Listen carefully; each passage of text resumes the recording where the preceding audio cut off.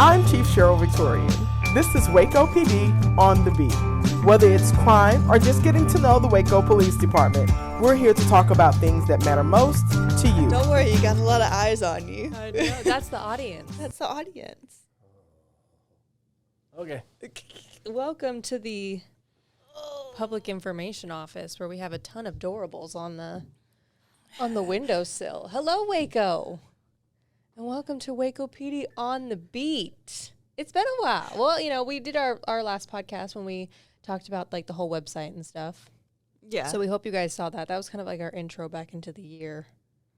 Back into Get It Started, and actually where we showed you where to find this podcast on the website. Exactly. So. Which, if you're listening to it, I guess you found it. Yeah, absolutely. So we got and a good one. All the other fun stuff is on the website. But now we're here for our next episode of 2024. I know. You got to introduce yourself. Oh. I haven't said my name. We haven't even said our names yet. We might have new listeners. We might. Okay. All right. So I'm so sorry. I'm Sierra Shipley, the Public Information Officer for the Waco Police Department. And I'm Janae Draper with the Neighborhood Engagement Team. That's right. There we go. Officer Janae Draper. Officer Janae Draper. See, it's your been a minute. title. Yeah. And we've got Officer Luke Brisco here. What's up, Brisco? What's going on? Hi. Which, by the way, when I texted, I'm calling her out. When I texted JD yesterday and was like, "Hey, don't forget, we have the podcast with Luke." She goes, "Who's Luke?" I said, for the record, Brisco. do we not refer to everybody usually by our last name? Correct. And Luke, she was like, don't forget Luke. And I'm like, she goes, "Who Luke?" I said, "Brisco." And I was like, I know Brisco.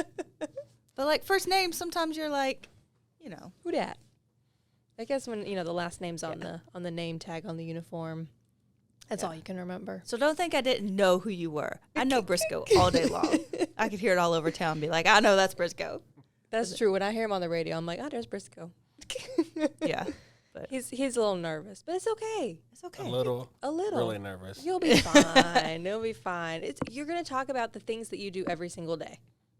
Yeah, and things that you're really good at. And honestly, we walk away from these. I know I walk away from these learning a lot. Mm-hmm. So even though I've been to like one of the Reconstruction classes, I think I was in there with you maybe.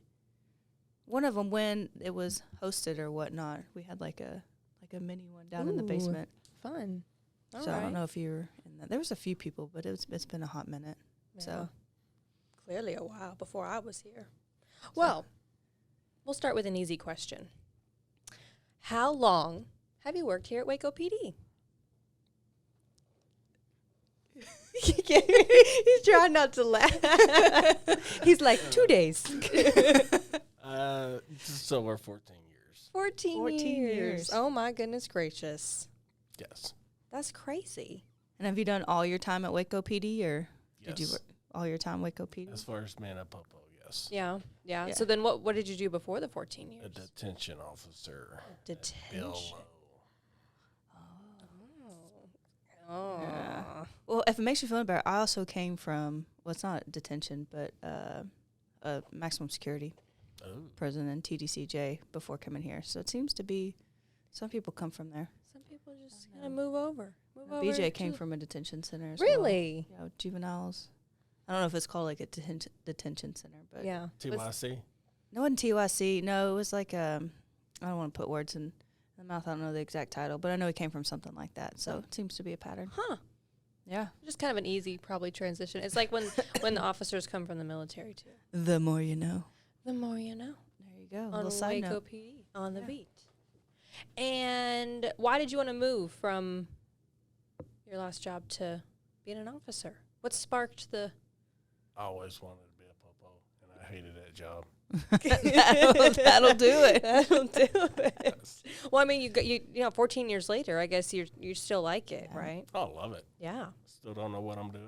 Make it every day. Do a good job of putting on an act. That's right. So tell us, what is your current position here at Waco PD? What's your title? Patrol South Waco.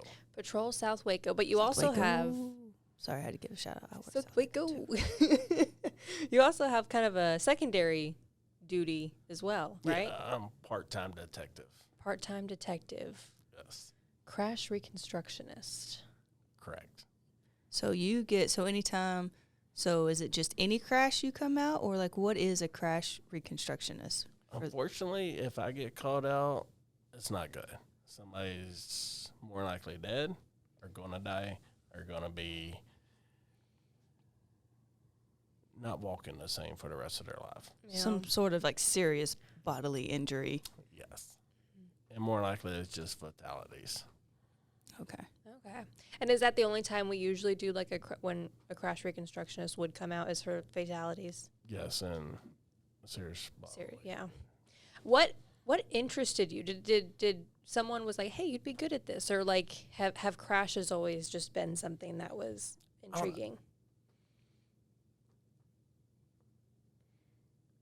I could have been talking to somebody. I can't remember exactly what got me, but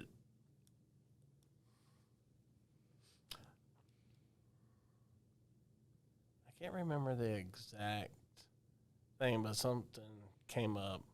I'm like, that looks cool. And I've been decent at math. Math's not hard. 2 + 2 is 5, right? Oh boy. You know? So I'm like, You got me. I was like, yeah. I know you're always shaking your head, and I was counting my fingers. And working crashes just normally on a, patrol. Like, I always kind of wanted to know Like the basis, general.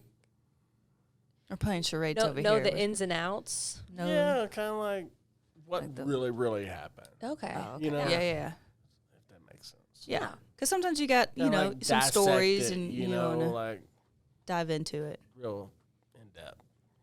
All right. So what is, like, how would you describe a crash reconstructionist to, anyone in the community? And why are they important in an investigation? One question at a time.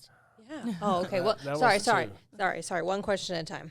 So how would you describe a crash reconstructionist? Because, I mean, to a normal citizen, they might have an idea, but it's probably a little different. I guess somebody that comes out on major crashes that are going to go really in depth into the crash, the ins and outs. I mean, really look at it pretty much underneath a microscope in a sense, and just take a deep dive. Because as a reconstructionist, y'all look at everything from like skid marks. Y'all look at like I don't know the Gouges. Yeah, like gouges. what are you yeah, looking like for? impacts. All the above. Like all that, and that's where like the math comes in, because there's a Yeah. lot of math that goes in behind it versus just like and because normally you say like on reconstruction, if you come out, the person's either incapacitated in some sort of fashion where they can't talk. You might have somebody, but you want to again get the whole story, because sometimes there's some little pieces that are left out.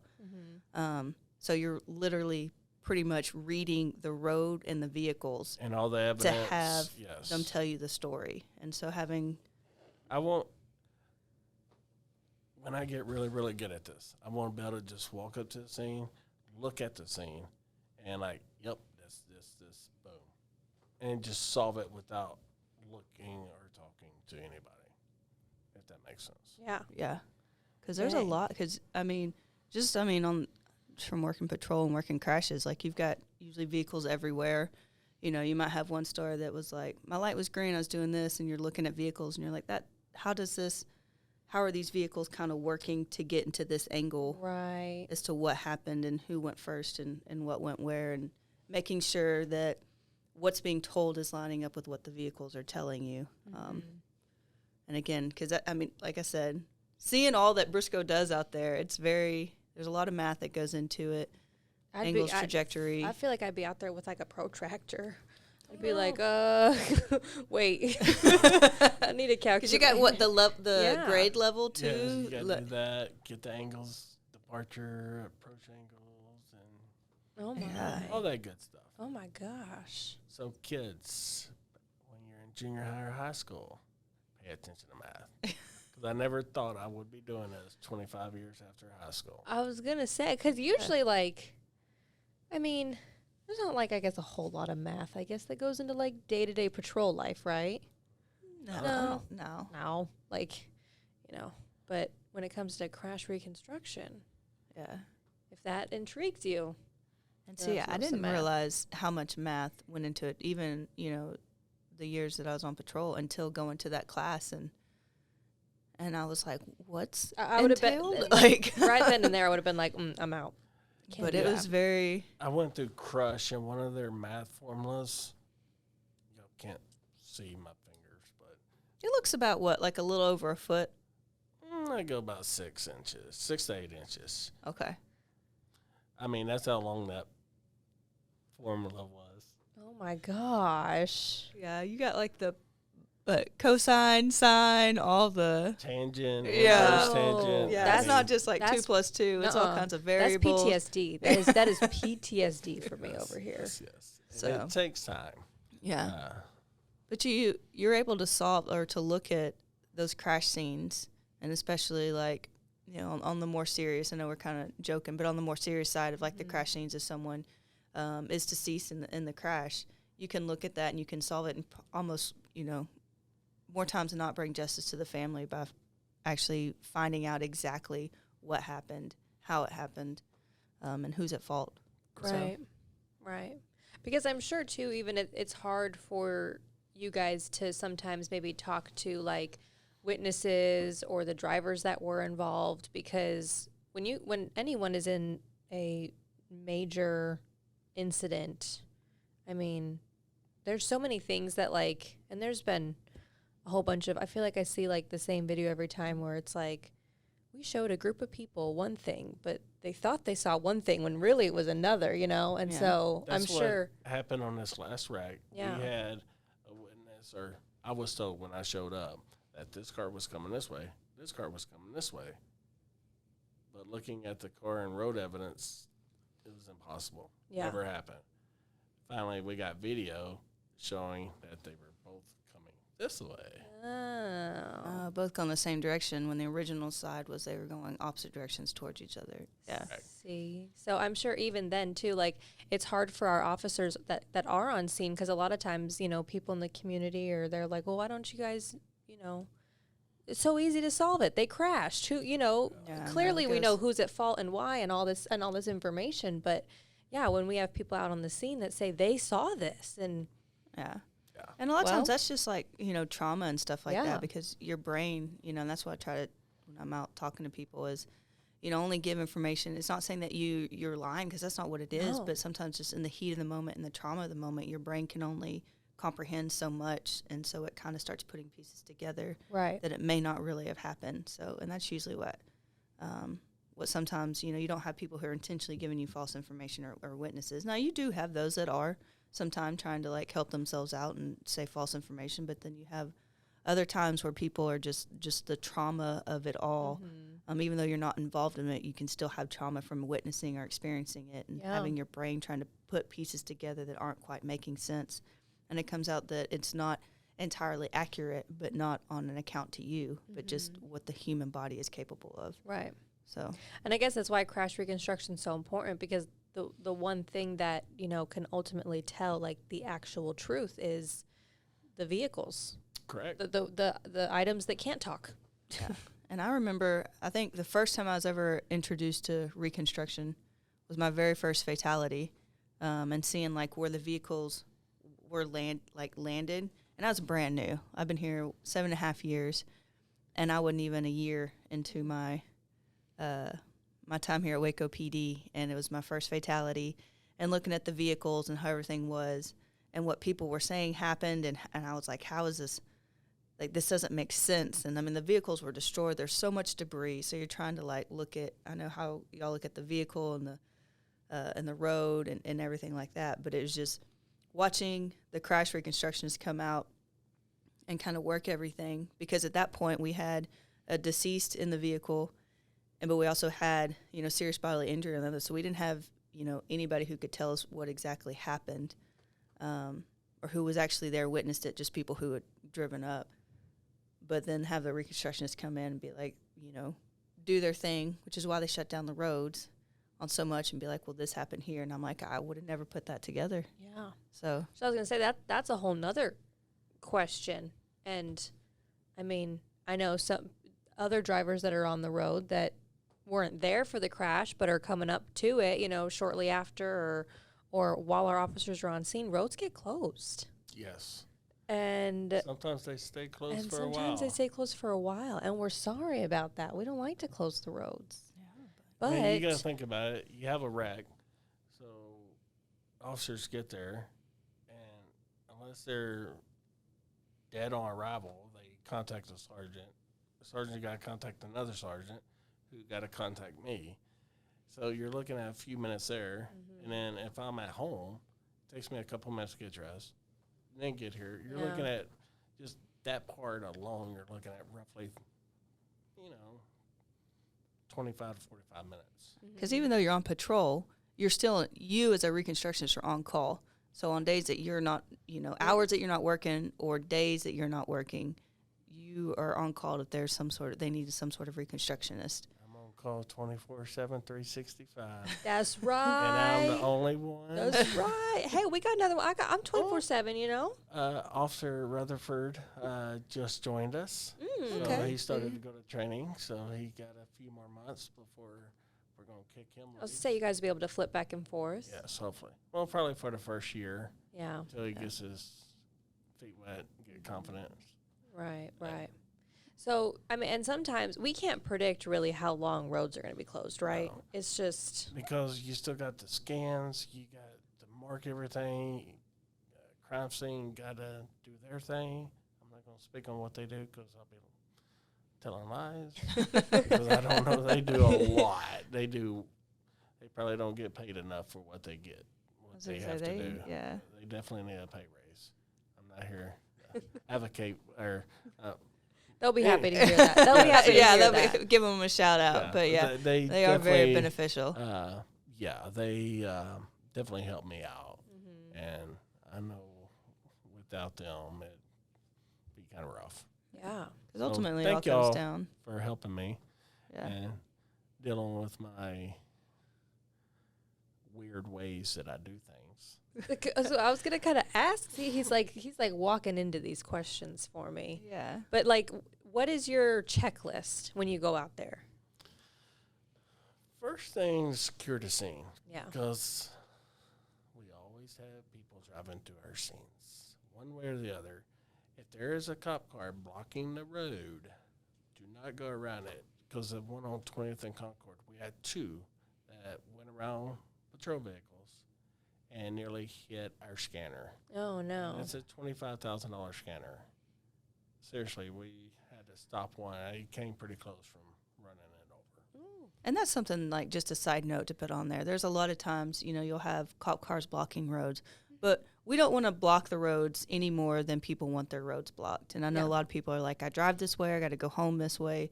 But the roads are blocked for a reason. That's either for the safety of crime scene, because a lot of times they're focused on the scene. They're down on the ground. They're not looking. Yeah. Or we have $25,000 equipment that's trying to scan and bring justice to a family. Well, I think that's the main thing. Yeah. We're not paying attention to traffic. We're focusing on the scene. I mean, You're not paying Exactly. attention to the cars that are driving around you because you're like, well, we got the roads blocked. There shouldn't be a car driving through the middle of the. Exactly. Yeah. So that's the main thing. If And I got now, unfortunately, a zero tolerance.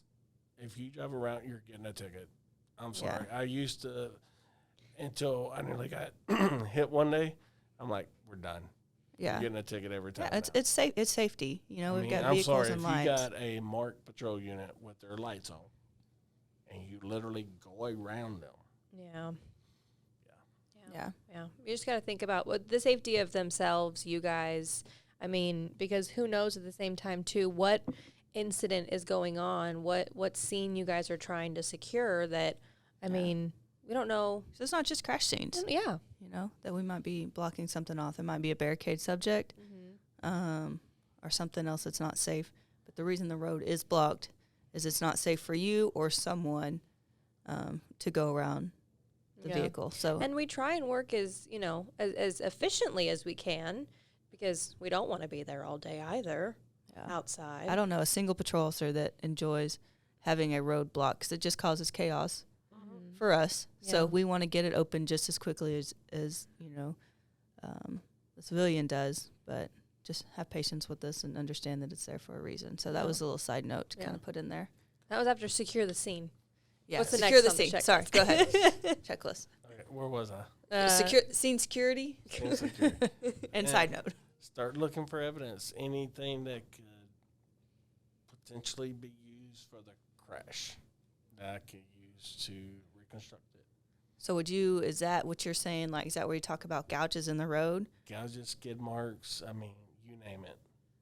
Vehicle pieces that have flown off? Yes. Would that include, like, the damages to the vehicles? Would that also include, or damages to property? Does that include it, or am I skipping ahead? All the above. All the above. All the above. Literally everything. Yes. That's crazy. Okay. So once, let's say, you found, like, you found all the gouges, skid marks, debris, and all like that, what would be the next step? You're starting to start putting this thing together. Get my paint out. Get your paint. Paint. Get my paint. I love it, too. I was going to say, in the class, that was probably... You get to paint? Yeah, you get to paint the roads. Really? Yes. And I tag every scene. I do my little LB18 on every scene. Okay. I don't know that I was there. Okay. Yeah. So what is painting the scene? What is that? So you have your evidence, but not we, because I don't paint anything. Why do you paint the scene? A couple of reasons, I guess. We scan it, and we also drone it. That way we could come back and do measurements that way if we want to, or just it's easier to take measurements where you know where point A to point B is. Because probably the debris or whatnot, they're going to start trying to clear the vehicles, clear the scene, but then your paint is still there to kind of mark everything. So when everything's clear, you can still go back and you can take your measurements and have everything without just having to leave the vehicles on there for an extended amount of time. Because, again, trying to clear the scene as quickly as possible. But then, that's where all your math and mathing comes in after you paint and take the scene. I should come out on one of these one day so I can watch all this. I'll call you next time. Yeah, please. I know we had to talk about that. Yeah. Okay. I want to, I probably should, like, I don't know, watch one of those one day. Because, usually, like, if we do have a fatality or you are texting me, like, hey, I'm going out on a, possible fatality, I'm either, as long as it's not anything that is, like, some crazy car pile up, if it's just, like, the normal 1, 2, 3 vehicle kind of situation, I usually I stay away because I'm like, I'm going to be in the way if I go out there. Or unless, the media goes out there, then I'll go out there too and try and talk to them. And it's very interesting. Yeah. So now I need to know, though, do we clean the paint up afterwards? No, it just stays there? It'll eventually go away. Oh. Car travel. I mean, usually they don't last that long. Oh, okay. Especially on a major thoroughfare. Yeah. All the It's cars gone driving within like over a it. week. Oh. So if you see paint on the ground, that's probably what but it was not for. always. I mean, because, I've seen, like, construction people, and they also paint the ground. But Yeah, of course. Their paint usually lasts a little longer than ours, probably. Oh, no, Crown C makes fun of me because I paint too much. I use a lot of paint. Well, I guess is that your favorite part about it? Or is that, like, the most... Like a kid in a candy store. Give me a paint thing. I thought it was the math. Well, it was fun because when I was in that training, I remember bits and pieces about it, but we went out to the driving track, and we did like 20, 30, 40, and I think even up to 50 miles per hour of skid marks to just see, like, how long the skid marks, how you can look at the skid marks and kind of see how fast someone's traveling. And I might be missing something, but, like, it was really cool to see if it's the beginning of the skid mark or the end of the skid mark to kind of know, like, which direction of travel it goes. So that was really cool to kind of go out and see that. And to make the skid marks as well. So. Right. Well, I feel like it's kind of like this question specifically is more like, not like a dumb question, but like, well, we know the answer, but how important is it for a crash reconstructionist as like an extra individual that does that part of the investigation versus like just one of our special crimes detectives that do investigate the fatality crashes overall? But if they had to go out and do that too, oh my goodness. Like, how important is it just you as an individual, an extra person to help with the investigation? Special crimes is now over it, and they do the criminal part of it. Right. They do not do nothing what I do. Yeah. So I do all my things, and here we go. You kind of send it off to them. Basically, you don't say, you can say like which vehicle is at fault or anything like that, or what did this, but basically you're just recreating the crime scene for them, and then you're handing it off to the detectives to do the investigation work. And they're going to decide based on my work if criminal charges need to be filed. Right. Nice. But yeah, if they had to do that though, could you imagine how long sometimes those investigations would take? Because they investigate a whole bunch of different stuff. Yes. So They also need more people in their office as well. we need more officers. Yes. We're hiring. Yeah. The- We need more.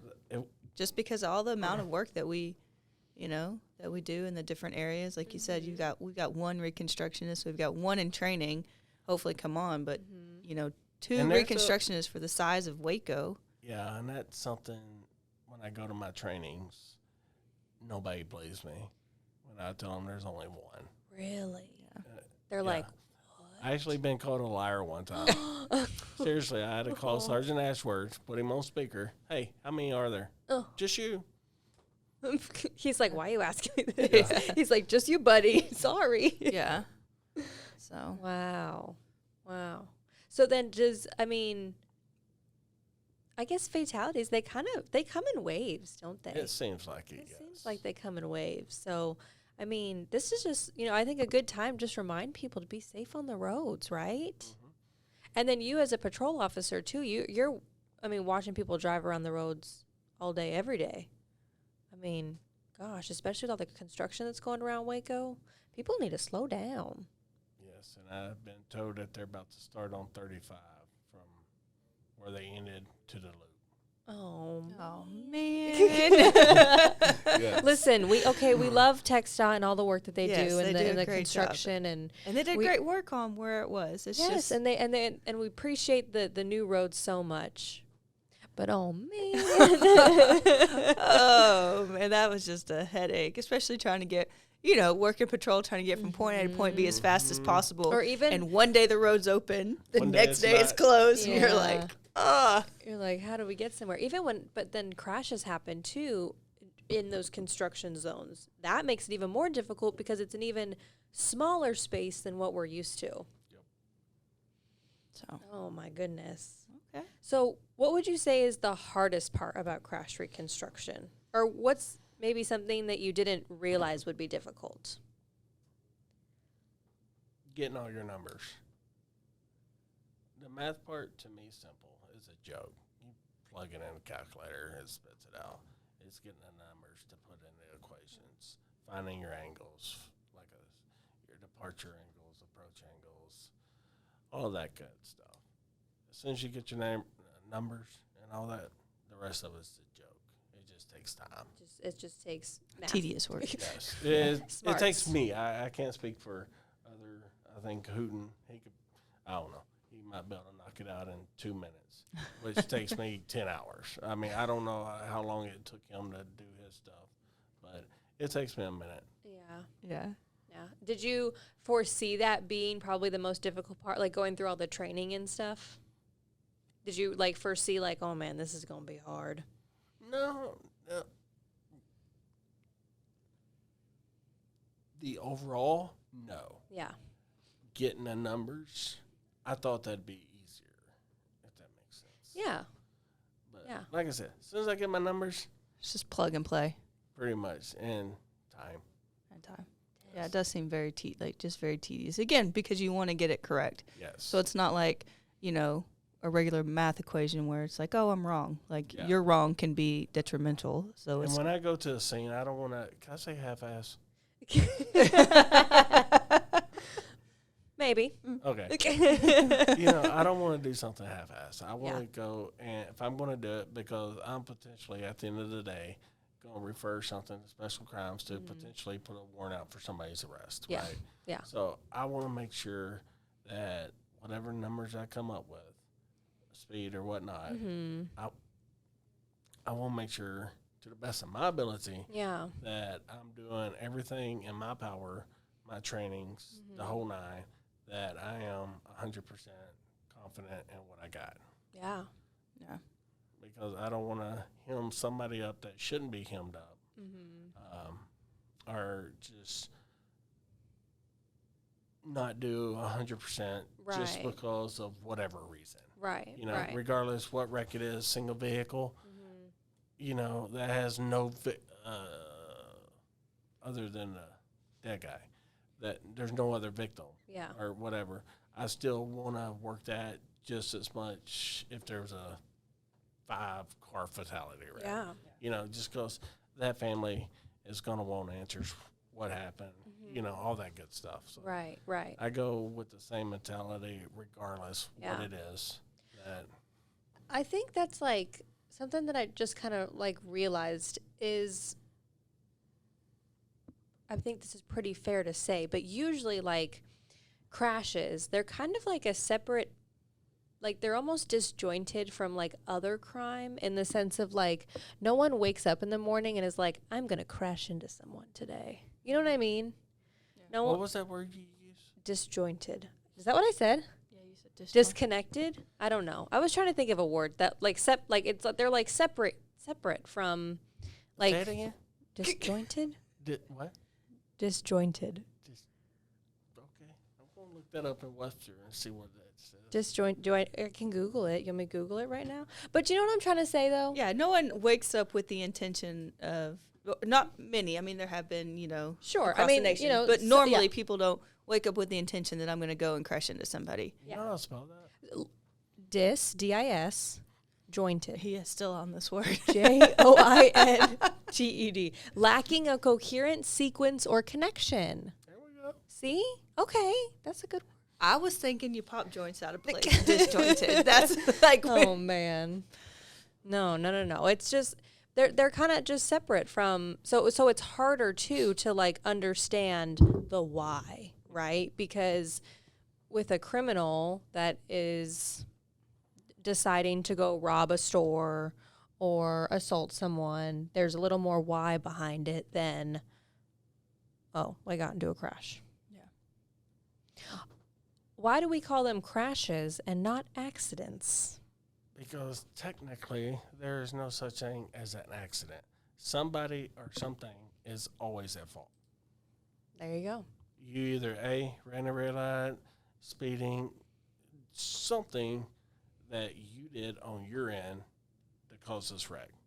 Failed to yield, whatever. change lanes when unsafe. Yes. I mean, all the above. Or if it's a defect in a vehicle, somebody made that defect. So therefore, that, I mean, there, in my opinion, I'm sure there's an exception out there somewhere. There is no such thing as an accident. Yeah. Yeah. But that's something, you know, we're taught from day one. We don't call them accidents. We call them crashes. Right. And for that reason,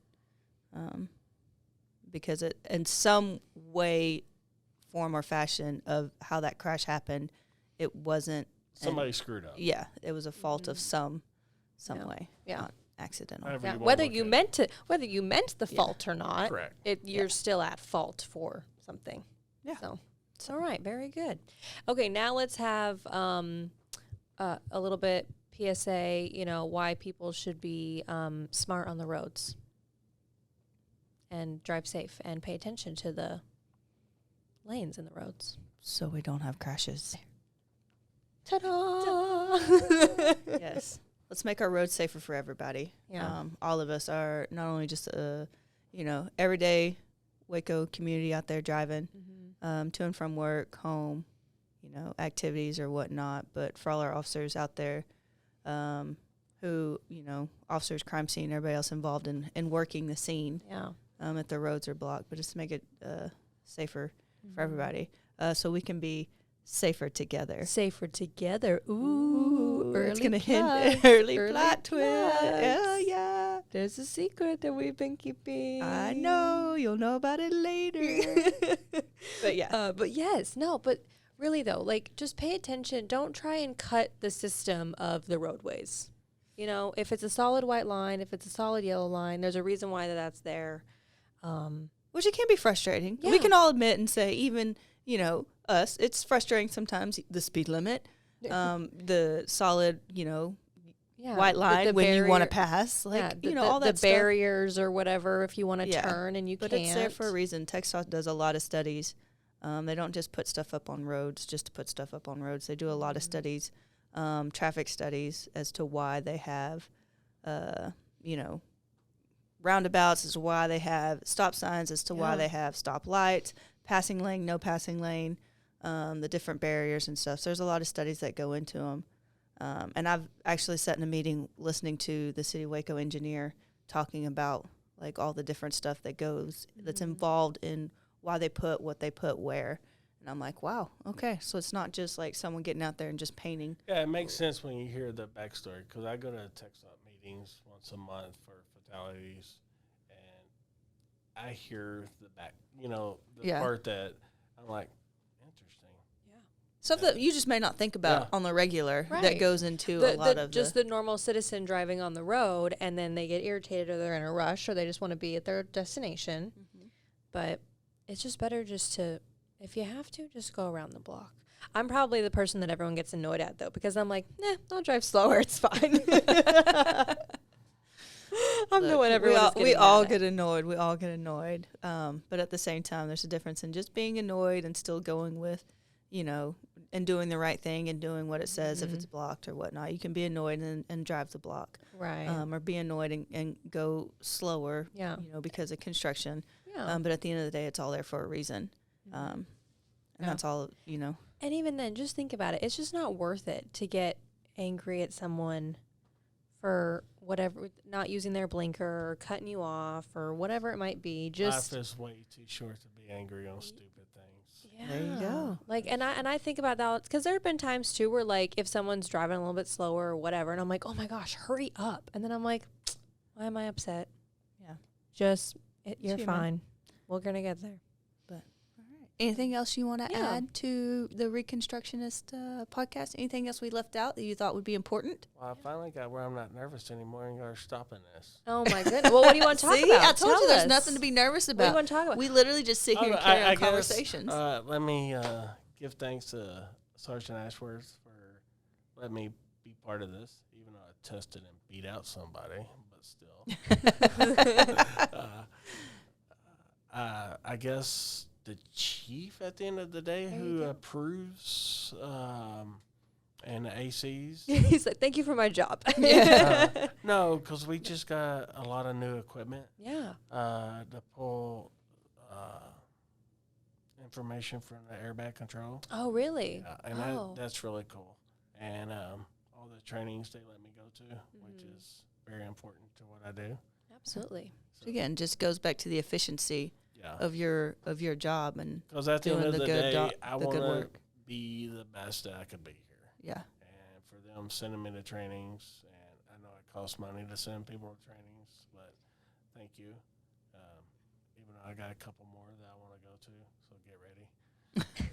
Approve it. If you're listening. Like, when you see those papers across your desk. Just, because at the end of the day, I'm here to do the very best that I can do, and I can't do that without my training because, this sounds cliche or whatnot, but the citizens of Waco, they deserve the best, and they deserve everything that we could give them to hopefully bring some kind of peace or whatever to them, knowing that their loved one died, Yeah. So, yeah. Absolutely. So I go out every time with, I'm going to give it 100% regardless. Good. Yeah. So next time if you see Officer Brisco out on the street, or see the LB13, was it LB13? 18. LB18. It's right there. 18. Sorry, LB18. So just be patient, understand. And drive safe. Yeah. Crime scene, don't get too mad at me for painting too much. He just likes He enjoys his paint. Look, with all the number crunching he's got to do, let him do a little extra painting. Act like a kid for a minute, okay? Oh, my goodness. Well, thank you, Officer Brisco. We appreciate you being here, and we appreciate the work you do. And if that rounds it out, then I think we're good. But if you ever want to come back again, now that you're comfortable See, with now that you're it. comfortable, we can come back. We can talk about anything. Yeah, Okay. exactly. That's what we do. Yeah, cruising is the one thing we like to talk about the most. Yeah, we should just do one where we just have just a random conversation, just see where the conversation goes. Yeah, we could. It's That'll very work. possible. So Yeah, We can do it now. why not? I'm here until 4. You're until 4 p.m. Just a 5-hour long podcast. listen, the title of that podcast is just going to be Random Thoughts with Officer Brisco. Ooh, maybe that should be a segment. It Se- should segment. be. Yeah, it just Right. sees where the conversation goes. We Where do can we? do that. Random Oh, thought no, I of get the day. squirrels pretty easy. But see, that's the You know, that's the I'm fun all- of it. huh? Yeah. Yeah. It's like you don't know, like unless you listen to the podcast, Mm-hmm. you don't know what there could be some really funny. If Exactly. you're talking to Brisco, you're gonna have something funny in there. Oh, yeah. But Exactly. if you could tell, listening from the very beginning of the podcast. Yeah, I to did. Now, I started it when you. I Yeah. don't know. You don't know that. I started it when you noticed my doorables on the windowsill. So you. I didn't even notice that either. No, you guys. I mean, yeah, those that are listening, they can't see it. But if you ever seen those like Disney doorables, there's those like freaking little mini figurines. I love You're Disney. obsessed I'm with them. obsessed with them. But I've got probably Got There's- over 50. over 80 at Over least. 80, I'm yeah. sure there's at least 100 sitting on my I windowsill think there's right at least now. 100. And But they're our audience when we do the podcast. exactly. And he didn't notice him when he walked in. So I was about to start the podcast and you turned and had just a look of fear. All of the doorables staring back at you. It was awesome. Oh my goodness. Yeah. All right. Well, All thank right. you. Thank you, Waco, for listening to us and supporting us, and we appreciate you. So I'm Sierra Shipley, the Public Information Officer. And I'm Officer Janae Draper with the Neighborhood Engagement Team. And we got, I'm pointing at Brisco to give his Give his outro. outro. We've got, Brisco. and he's nervous again. And he's nervous again. Officer Brisco He didn't even with speak. us. Well, thank you, Waco. You have a good one, and stay safe. Till next time. Waco PD on the beat. The heartbeat serving you.